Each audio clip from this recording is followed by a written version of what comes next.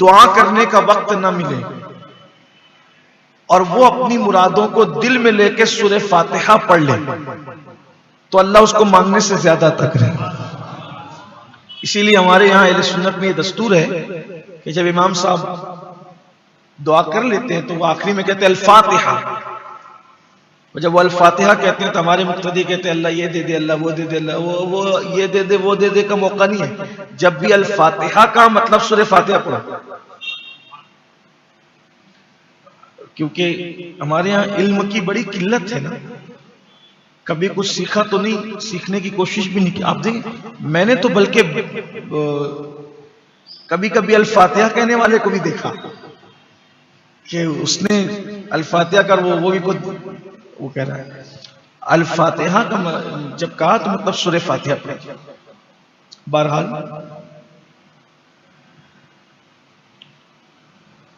ये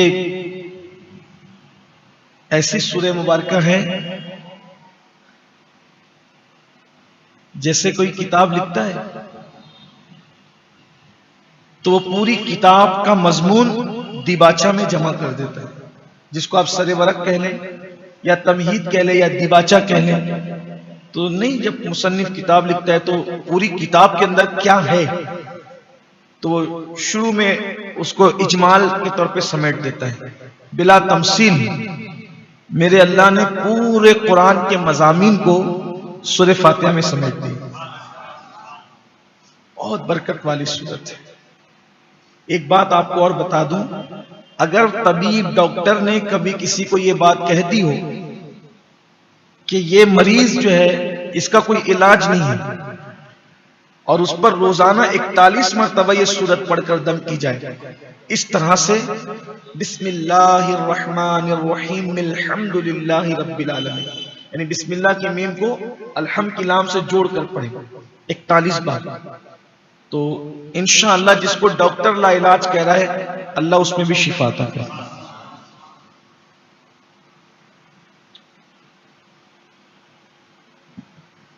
आगाज होता है अल्हम्दुलिल्लाहि रब्बिल आलमीन। सब खूबियां अल्लाह को है जो मालिक के सारे जहां है। इससे हमें दर्स मिल रहा है कि जब कोई काम करो तो बिस्मिल्लाह से करो, लेकिन साथ में अल्हम्दुलिल्लाह भी, बिस्मिल्लाह वल्हम्दुलिल्लाह, ये भी सुन्नत है। किसी भी काम का आगाज बिस्मिल्लाह के साथ अल्लाह की हम्द से, इसलिए कि इंसान की जबान से जो पहला कलेमा निकला वो भी अल्हम्दुलिल्लाह रब्बिल आलमीन। हजरत आदम अलैहिस्सलाम का जब मुजस्समा बनाया अल्लाह ने, आपने सुना उसको, अभी पहले पारे में पूरी दास्तान है, उसकी तरफ में नहीं जाऊंगा।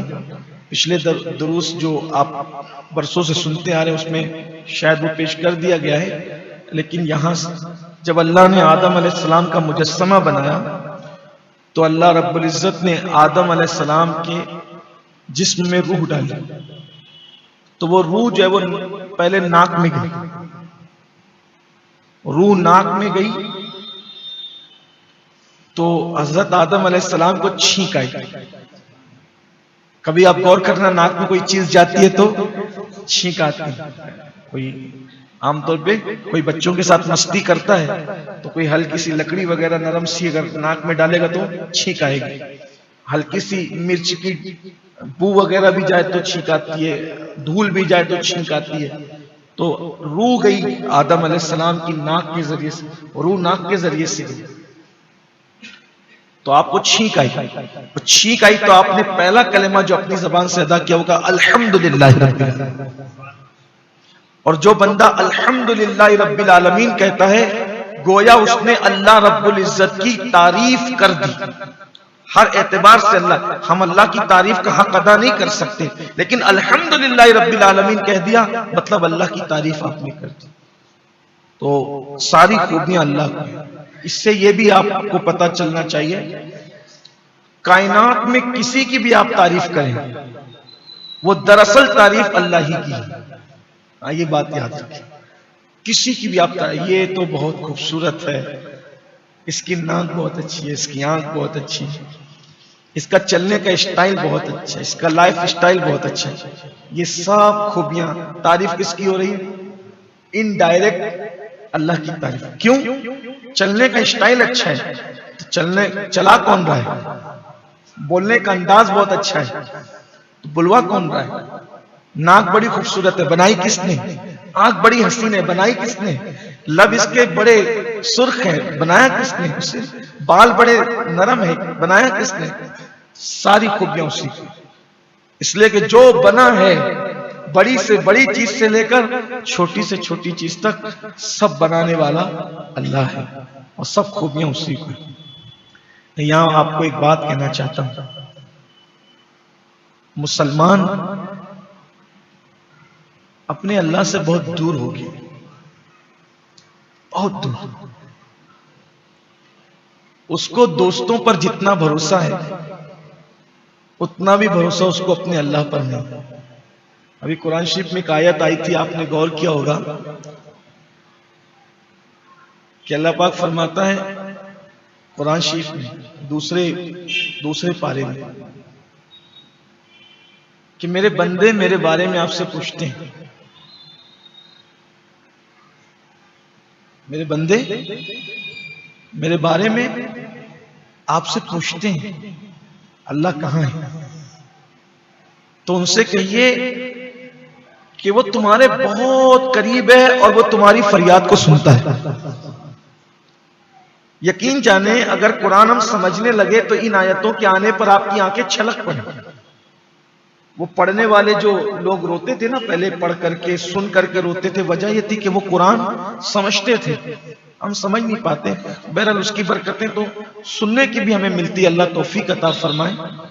तो हमारा जो अल्लाह है, जिसको हम अल्लाह कहते हैं, इलाह कहते हैं, रब कहते हैं, हर खूबी उसी के लिए है, और वो तमाम आलमीन का पालने वाला है। वो सबको पाल रहा है, सबको रिस्क दे रहा है, सबको वो सांसें दे रहा है, हवा दे रहा है, पाल रहा है, पालने वाला है। अच्छा, जब कोई किसी को पालता है तो पालने वाले का पालने के पीछे एक मकसद होता है। जैसे मजाजी मानों में तो लेकिन तो बकरियां हम पालते हैं, बकरी पालने का कोई मकसद है कि दूध निचोड़े उससे। मुर्गियां पालते हैं, अंडे हासिल करें या बिजनेस करें। हम अपनी औलाद को भी पालते हैं, तो नियत ये होती है कि बड़े हो जाएंगे तो काम आएंगे, कोई ना कोई मकसद है, लालच है। तो अब एक सवाल पैदा होता है कि अल्लाह सबको पाल रहा है, तो पालने के पीछे उसका क्या मकसद है? तो बेनियाज है कि बाप औलाद को पाल रहा है तो कहीं बुढ़ापे में काम आए, माँ पाल दी तो बुढ़ापे में काम आए, बड़ा हो जाए, जवान हो जाए तो मेरी मदद करे। वो तो बेनियाज है, वो क्यों पाल रहा है? तो आगे जवाब दिया, अर्रहमान अर्रहीम, किसी मकसद से नहीं पाल रहे, वो मेहरबान है इसलिए अपनी मेहरबानी से तुम्हें पाल रहा है। वो शान करीमी से और शान रहीमी से पाल रहा है। और रहमान का मतलब होता है बहुत ज्यादा मेहरबान, बहुत मेहरबान, उसकी तरह कोई मेहरबान नहीं। इसीलिए बंदों में कोई रहमान नहीं हो सकता। आप किसी इंसानों में किसी को रहमान, कुछ लोग लाइल्मी की बुनियाद पर जिन लोगों का नाम अब्दुल रहमान होता है उसको रहमान रहमान कहते हैं। ये गुनाह है, रहमान नहीं कह सकते, अब्दुल रहमान का। बहुत सख्ती है इस पर, क्योंकि रहमान का मतलब होता है बहुत मेहरबान, यानी जिसकी मेहरबानी की कोई हद ही नहीं है उसको कहते हैं रहमान। आपको बताऊं बेहद मेहरबानी क्या है? अगर कोई बेटा अपने बाप से बगावत कर दे, बेटा, तो बाप क्या कहता है? निकल, चल निकल घर से। सही है, खाना पीना सब बंद, ठीक। दुनिया के करोड़ों लोग उससे बगावत कर रहे हैं, यानी कि उसको छोड़कर कोई दरख्त की इबादत कर रहा है, कोई नदी की इबादत कर रहा है, कोई पत्थर की इबादत कर रहा है, लेकिन उसकी शान रहमानी तो देखो, जो बागी हैं उनको भी रिस्क दे रहा है, जैसे वफादारों को दे रहा है बागियों को भी दे रहा है। उसकी हद है कोई? इंसान अपनी औलाद की रोजी रोटी बंद कर देता है जो उसके इख्तियार में, अगर वो बगावत कर दे तो लोग अखबार में दे देते हैं, फला मेरा बेटा नहीं है, वो इसके बारे में मुझसे कोई कांटेक्ट नहीं करना है। वो शराबी हो गया, ये हो गया, वो वगैरह वगैरह, लेकिन उसकी शान तो देखो। अरे हद तो ये है कि जिन लोग, अच्छा जो लोग दूसरों को खुदा बना के इबादत करते हैं उनको तो दे ही रहा है, वो तो उनको भी देता है जो अपने आप को भी खुदा कहते हैं। बोलो फिरौन को खिलाता था कि नहीं खिलाता? नमरूद को खिलाया कि नहीं खिलाया? आज भी देखो कितने बड़े बड़े मगरूरों को पाल रहा है, अगर वो ना पाले तो वो खा ना सके। तो वो रहमान है और रहीम। अच्छा कोई रहीम हो सकता, मतलब रहमत वाला, बल्कि हुजूर का भी एक नाम है रहीम। कुरान में कहा है कि रऊफुर रहीम, उनको रऊफ भी कहा और रहीम भी कहा। लेकिन वहां भी बेहतर है कि आम इंसानों को डायरेक्ट रहीम न कहें, अब्दुल रहीम कहा करें। लेकिन अगर रहीम कह भी दें तो कोई गुनाह नहीं है, कोई हुक्म सख्त नहीं है, क्योंकि कुरान ने भी कहा रहमाउ बैनहुम, कि वो आपस में एक दूसरे के साथ रहीम है, रहम करने वाले, रहमत का बर्ताव करने। अब रहमान और रहीम सुनकर कोई हद से आगे ना बढ़ जाए कि भाई वो बहुत मेहरबान है, रहमत वाला है, तब चलो जिना करो, शराब पियो, हराम खाओ, बगावत करो, जो जी मैं कहो। तो देखो फौरन कंट्रोल भी अब किया, कहा मालिक यौमिद्दीन, वो हिसाब लेने वाला, जिस जो दिन जजा का दिन होगा, हिसाब का दिन होगा, वो उसका मालिक भी है, यानी फिर हिसाब भी ले। यानी ये नहीं कि शान करीमी और रहीमी सुनकर आप तुम बिगड़ने लगो, आवारगी की राह पे जाओ, ना ना ना, फौरन कंट्रोल भी किया जा रहा है। और रोज जजा का मालिक, यानी वो हिसाब लेगा, तो उससे डरते भी रहो। और आप सोचेंगे कि भाई रोजे जजा का मालिक है तो आखिर ये क्या शान है? तो ये बिल्कुल ऐसे ही है, अल्लाह अकबर, कि आज के दिन, गुजरे हुए कल में भी और आज में भी और आने वाले कल में भी, हर इंसान किसी न किसी चीज का मालिक। जैसे मजाजी तौर पर ही सही, आप अपने कपड़ों के मालिक हैं, आप अपने कारोबार के मालिक हैं, आप अपने घर के मालिक हैं, जमीन के मालिक हैं, जायदाद के मालिक हैं, मोबाइल के मालिक हैं, कार के मालिक हैं।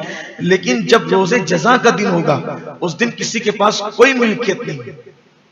इसीलिए तो बड़े बड़े बादशाहों को सबको मार डाले, सब मर जाए, फरिश्तों को ही मार डालेगा, हत्ता कि जिसकी सूर की आवाज से सब मर जाएंगे। तो अल्लाह ताला फरमाएगा कि सब मर गए, तो जनाब इसराफिल कहेंगे सारे इंसान मर गए, लेकिन ये फरिश्ते बाकी हैं, अब फूंक, सूर फूंक। तो फरमाया सब मर गए, कहा सब फरिश्ते मर गए, सब पर मौत तारी हुई, फरिश्तों भी मौत तारी हुई, लेकिन अभी जिब्रील और मिकाइल और मैं बाकी हूं। अल्लाह फरमाएगा फूंक, सूर फूंक। तो सूर फूंकी, फिर फूकेंगे तो कहा अब जिब्रील और मिकाइल ने भी मौत का मजा चख लिया। तो फिर कहेगा अब कौन है? कहा मैं बचाऊंगा, तू भी मर जा। तो जनाबे इसराफिल जो सुर फूंकने वाले वो भी मर जाए, उन पे भी मौत तारी हो जाए, अब कोई नहीं बचेगा। तो फिर पूछेगा लेमनिल मुल्क, आज किसकी बादशाह है? खुद ही पूछेगा। ये अपना अल्लाह है, ये अल्लाह है। देखो बिन मांगे अल्लाह ने आपको और मुझे वो मजहब दिया है जिसने माबूद हक का पता बताया। हुजूर का सबसे बड़ा एहसान हम पर यह है कि अल्लाह के रसूल अलैहिस्सलाम ने हमारा हाथ पकड़कर हमें वादहू ला शरीक की चौखट पे पहुंचा दिया। ये सबसे बड़ा एहसान है उनका।